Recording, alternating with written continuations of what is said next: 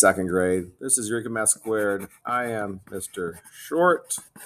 This is second grade module 5, lesson 15. We're almost done. Almost done. 2 more lessons, and then you'll see my little module review, which is coming shortly. All right. Thanks to everyone who has been subscribing. I greatly appreciate it. It lets me know there's people out there that want me to keep doing this. All right. Mr. Webb's class measures the length of some shells. Use the table to make a line plot. All right. Length of shells. We have 1 inch, 2 inch, 3 inch, 4 inch, 5 inch. Number of shells. So right here it says length. Length, length. So we're going to go 1, 2, 3, 4, 5. Okay. You could skip if you want. I'm going to keep them by each other because it'll make it easier to compare them. Okay. So at 1 inch, we had 2 shells. So what I want to do is make an X and an X. That shows 2. For 2 inches, I had 4 shells. 1, 2, 3, 4. On 3 inches, I had 5. 1, 2, 3, 4, 5.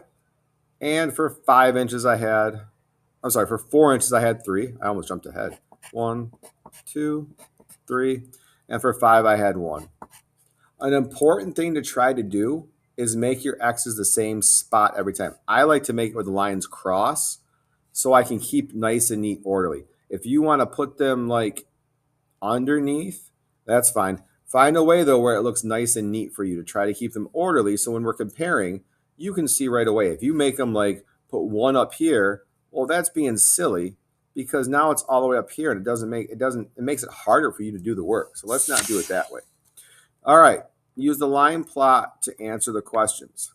How many shells are shorter than 3 inches?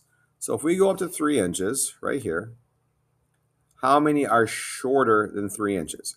So we just want to count everything shorter, smaller than 3 inches. So 1, 2, 3, 4, 5, 6. That would be 6 shells. If you don't write shells, it's wrong. What shell length is the least common? That means which one do we see the smallest amount of? So which one has the fewest amount of X's on it? I'm not answering that. What shell length is the most common? Which one has the most X's on it? And then the last one says, how many shells did the class measure? Well, you could add all this up if you want, or count all the shells if you want to. Count them all, put that number here. Make it a little easier on yourself. All right? Let's look at the back of page 82.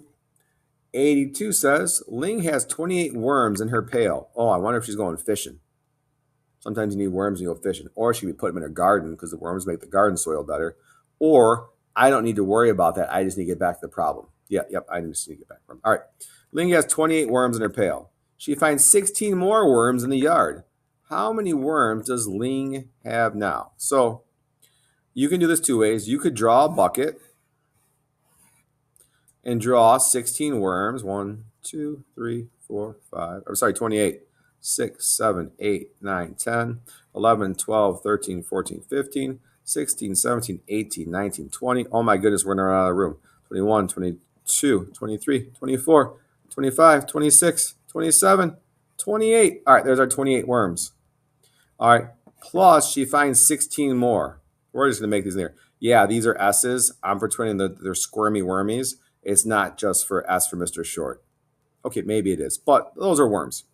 So we need 16 more. 1, 2, 3, 4, 5, 6, 7, 8, 9, 10, 11, 12, 13, 14, 15, 16. So now you want to know how many. You're going to put these in a big box if you're doing it.